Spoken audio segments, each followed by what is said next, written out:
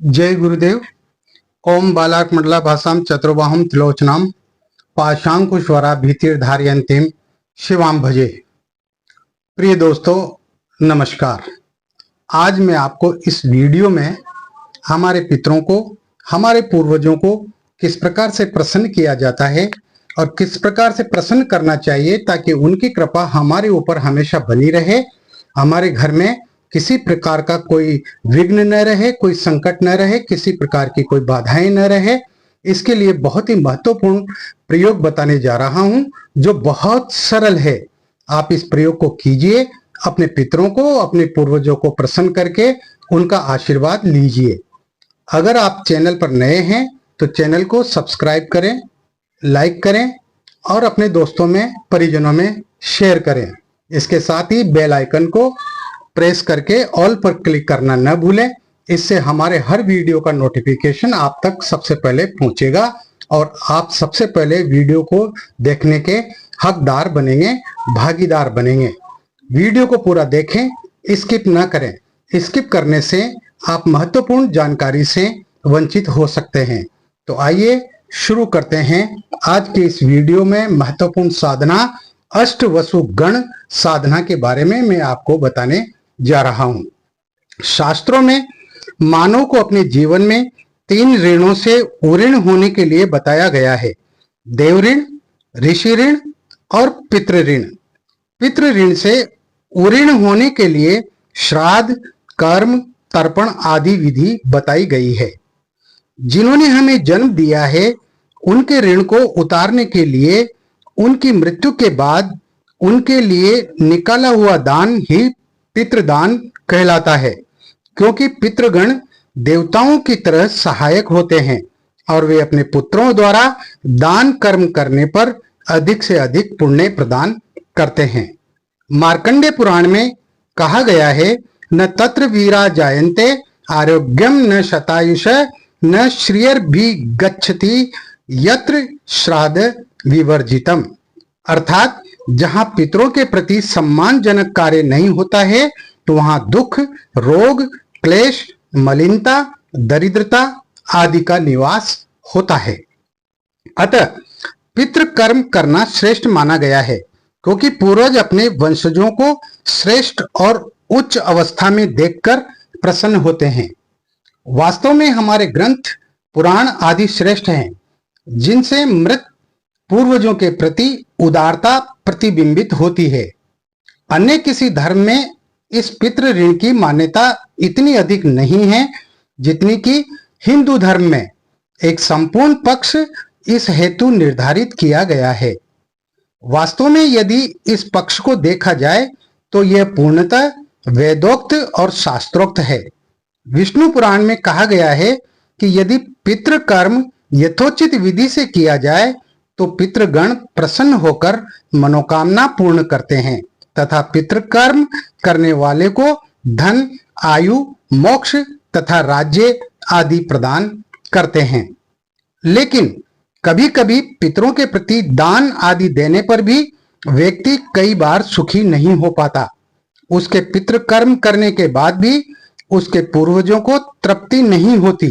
वे अतृप्त होकर भटकते रहते हैं तथा पुनः किसी न किसी माध्यम से वे अपने वंशजों से संपर्क स्थापित करते हैं और उन्हें स्वयं की मोक्ष प्राप्ति के लिए कहते हैं। उनके वंशज संशय में पड़ जाते हैं कि किस विधि से वे पितृ कर्म करें जिससे वे पूर्ण पितृ ऋण से उऋण हो सकें, क्योंकि पितृ ऋण से उऋण नहीं हुए व्यक्ति को अपने जीवन में अनेक कठिनाइयों का सामना करना पड़ता है। उसके अनेक कार्य सिद्धि होने की स्थिति में पहुंचकर भी सिद्ध नहीं होते। घर में निरंतर रोग शोक व्याप्त रहता है और व्यक्ति इस अस्थायित्व के मूल कारण को नहीं समझ पाता है। आखिर व्यक्ति किस विधि से श्राद्ध करे कि उसके पितृगण प्रसन्न होकर उसको सहायता प्रदान करें, किस प्रकार अर्चना करें, तर्पण करें कि उसके पितृगण प्रसन्न हों, उसके घर से समस्त दुख और परेशानियां समाप्त हों। यदि व्यक्ति के समक्ष ऐसी स्थिति उत्पन्न होती है तो उसे चाहिए कि वह पितृगणों के अधिष्ठाता वसुगण को तर्पण करे। पितृगणों के पितरों के जो अधिष्ठाता जो देवता है ना, वो वसुगण हैं, तो उन वसुगणों का वो तर्पण करे।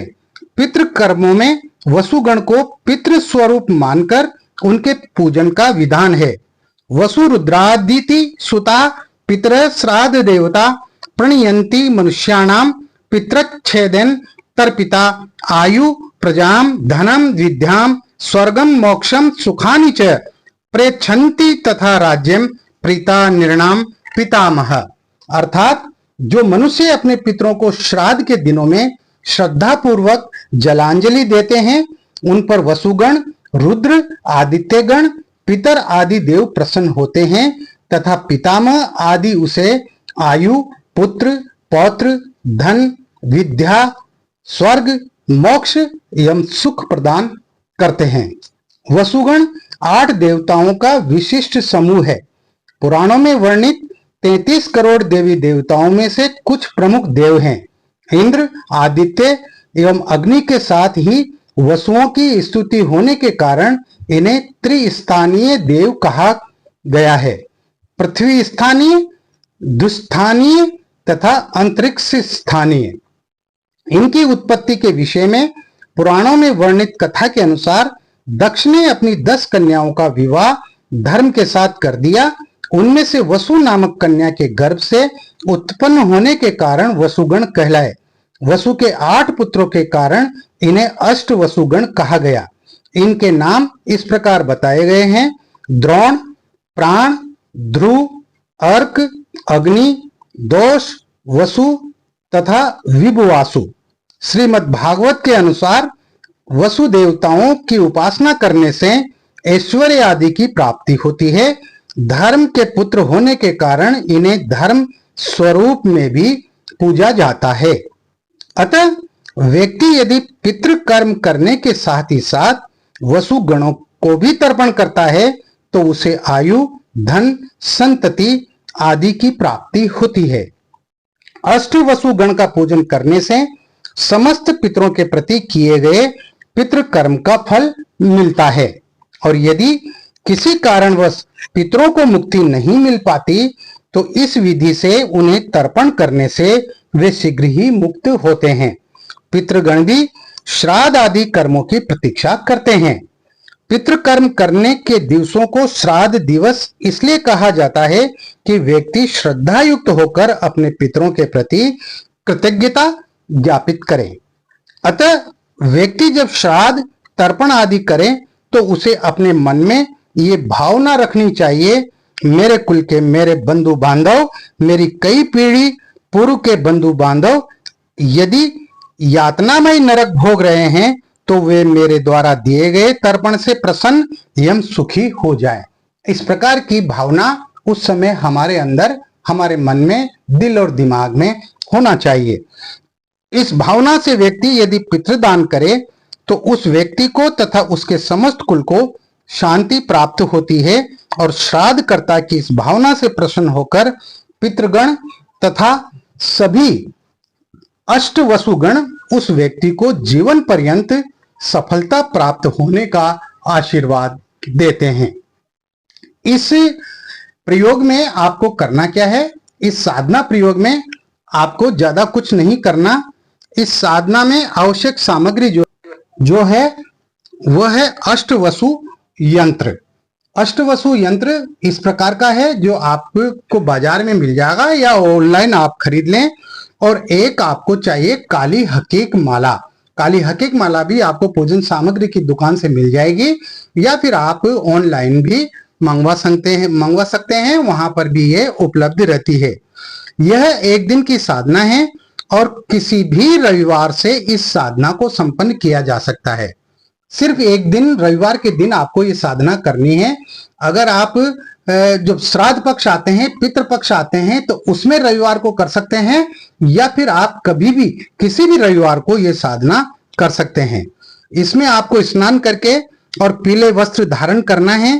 सामने लकड़ी का बाजोट पर ताम्र पात्र में यंत्र को स्थापित करें और उस यंत्र की पूजा करें, स्नान कराएं, तिलक लगाएं, अक्षत चढ़ाएं, पुष्प चढ़ाएं, धूप दीप सुगंधित अगरबत्ती और घी का दीपक लगाएं और इसके बाद में काली हकीक माला से आपको जो मैं मंत्र बताने जा रहा हूं, इस मंत्र की आपको 51 माला मंत्र जप करना है।